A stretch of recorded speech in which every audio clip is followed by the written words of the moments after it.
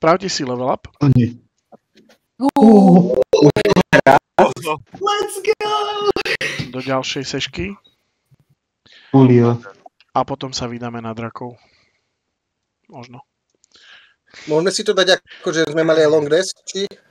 Hej, určite, lebo aj cestou pôjdete, budete mať long rest.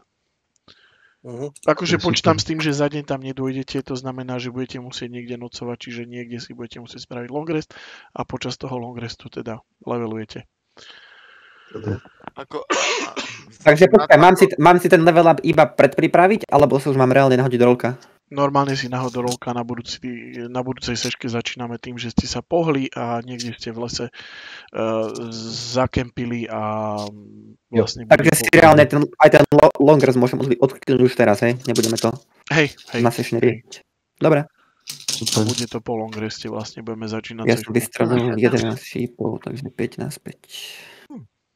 Nice. 6? Yes. Yep. Otherworldly patron feature. To sa asi mňa netýka veľmi, či? Ale týka.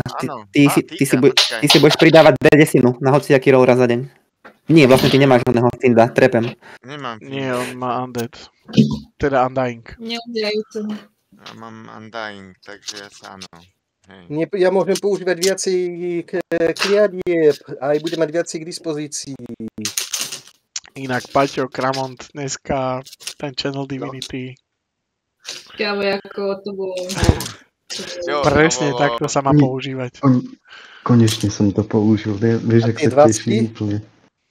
A tie 20. Ale Daran hádzal jak drak, ty vole, no. Nezastaviteľný. Tari, ale Jari. Dneska táto svinia dostala timeout. Ja budem najbližšie Defy Death. Budem osierať smrť. Let's go. Yeah. LFG. Inak títo zombie halkovia, tí, ktorí vrhajú oných, sú challenge rating 6. Easy. Nepôsobili tak. Nejaké to zabugované, to levelovanie. Mne sa ešte neotvoril ani denník neviem prečo. Rogue. Musíme konečne relovnúť stránku. Channel Divinity 2-krát. Ja sa na to pozriem. A tretí spell slotík.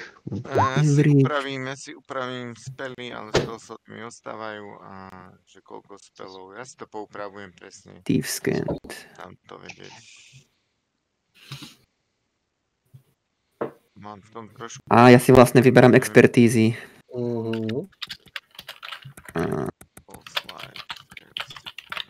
No super, už to načítalo normálne. Pekne. Ale keď multiklasujem Rogue, nemal by som si vyberať aj jednu proficiency? No keď si multiklasujem tak hej. Áno, už som ju našiel. Do prečíc, tak som si myslela, že je to na 6, to je na 7. Nevermind. Čo? Echoavatar.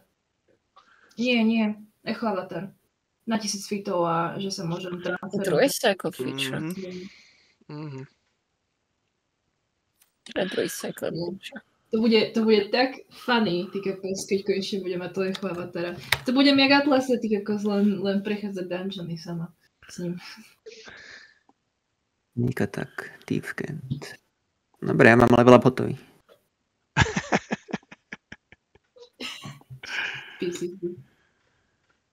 Pekne. Čo ti všetko pribudlo? Thieves Cant, Sneak Attack, Proficiency a 2 expertízy. Takže... Sneak Attack 2D6, hej? Iba 1D6, som Rogue level 1. Nepribúda nový dodatka. Ale dostal tu už mám expertízu, to znamená, že vlastne aj keby som hodil jednotku a budem mať vykastený Pass Without Trace, tak stále to je 21. Takže už som safe. Kokos. 1D6, až na 3. leveli sú 2. Yep. Aj to príde. A ja len za to, že v Atlase som mal Rogva. Ale vlastne hej, na prvú onu som išiel až na 3. leveli na prvú výpravu. Takže preto som si spomínal 2D6.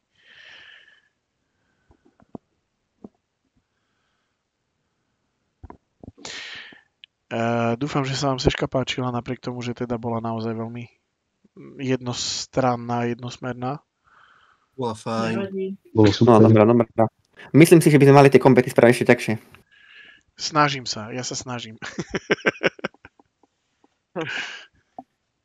Lebo vieš, v pôvodnom vlastne originál v tomto je tu napísané, že tu... Nie, ja si robím srandu, však už si to raz upravoval. A teraz sme hádzali, je aj vec. A mali sme dobré iniciatívu a toho čarodejníka sme vypli v prvom kole, že možno keby on stihol niečo urobiť, tak by to vieš bolo čo, tiež hej, o inom. on mal hold person. Toho som akože nedával silnejšieho. Akurát som ho vypol trochu neskôr, sa vám priznám. Lebo som myslel, že aspoň jeden ťah by mohol, ale vieš, no, s 22 minútami veľa nespraví. Keď už upravuješ tie fighty a máš tam takúto centerpiece postavu, tak možno by som rozmýšľal iba nad tým, že ako mu pomôže prežiť nejaký ten burst damage proste v prvom kole. Lebo je veľká šanca, že Dow pôjde pred ním. No, hej. Ale ak to nebude nejaká postava. Nahádzal som tam tých oných. No tak jasné. Hej. Nie, ale tam on mal hold person, on mal magic missileky. Lebo s tým burst damage modou to bude iba horšie, ale veľmi. No, to mi je jasné. Lebo čierny pavúk dopadol rovnako vlastne. Ale čierny pavúk bol slabý, naozaj slabý. Akože on aj... No, dorozprávaj. On aj medzi ľuďmi, ktorí to hrávajú, akože veľa sa píše o ňom, že on je akože veľmi underwhelming postava. Dobre, teraz ideme. Asi si vyberiem túto kliatbu. As a bonus action, you curse a creature that you can see within 30 feet of you, causing its body to swell until the end of next turn. For the duration, the creature has disadvantage on strength checks and dexterity checks and takes 1d8 necrotic damage if it takes more than one attack this turn. To bolo veľa angličtiny na mňa, už nevnímam. Proste tá ale znie to dobre. Skrátka vyberiem si jedného, ktorý bude mať disadvantage na strength a check do konca môjho nasledujúceho ťahu a ak použije viac ako jeden útok, tak dostane 1d8 necrotic damage.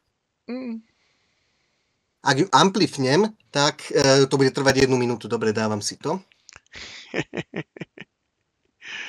To je veľmi hezké. Môžem byť velociraptor? Že tá kreatúra vlastne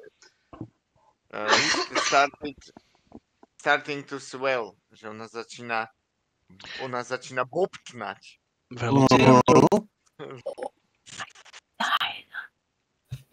Začína nafúkovať jak balón.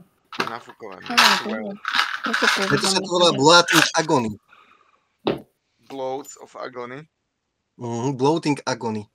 Bloated Agony. OK. Zajímavé.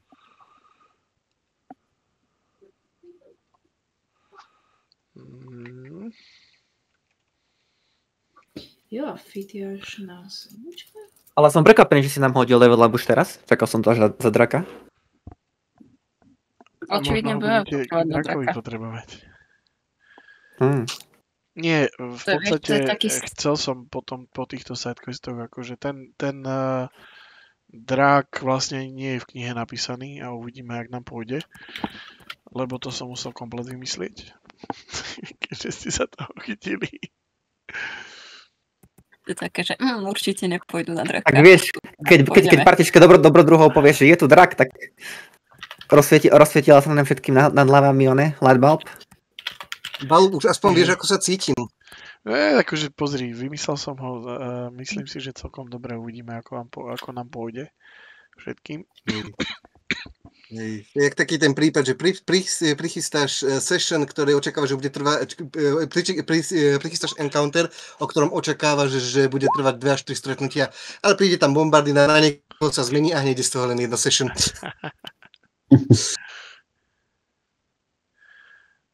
Aha, Velociraptor je tajný beast, takže hej. No, kúka to.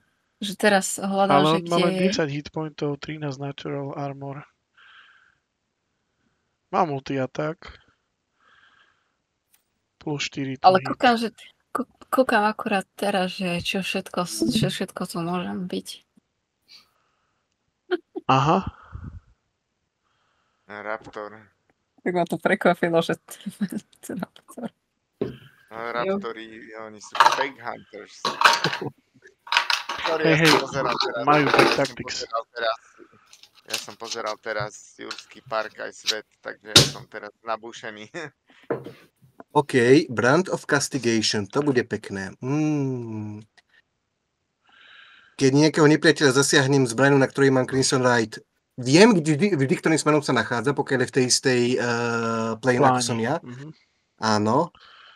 A za každým, keď spôsobí damage mne, alebo potvore, alebo osobe, ktorá je 5 feet odo mňa, tak dostane psychic damage equal to môj Hemocraft modifier, čo je momentálne stále 1d6. Pekne.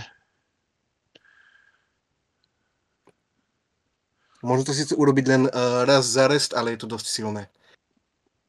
Máte otvorené ešte šity ľudkovia? Tak si zapíšte každý 37 zlatých.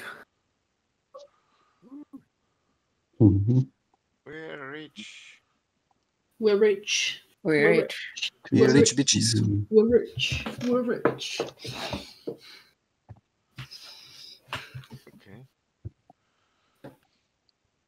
Okay. Look what I found. Dojdeme do Neverwinteru a budeme mať 500 zlatých všetci. Jo, máte 100 zlatých. Cez 100 je tam skoro 200. Čo lutovalo, to neviem. Mike hovoril 500, nie cez 100. Nie, 500. 500? Yeah, sure. Ja som bol Dejno, chudobný. čo? Mám už 333, takže... Ja som chudobný. To je ďalší... Ja nemám Ja tu mám samých oných dinosaurov, what the Hej, hell? dinosaury sú beastie. Takže ich môžem používať, no? Hej, Koľko sme dostali? Krása. 37 hovoril Mike. No, hurá.